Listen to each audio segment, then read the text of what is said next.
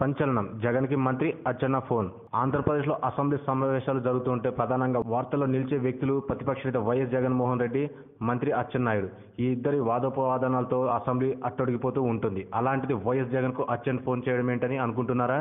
అంతేనండి, రాజకీయాల్లో శాశ్వత శత్రువులు, శాశ్వత మిత్రులు ఉంటారని సామెత ఊరికినే రాయలేదు. సరే, ఇంకా అసలు విషయంలోకి వద్దాం.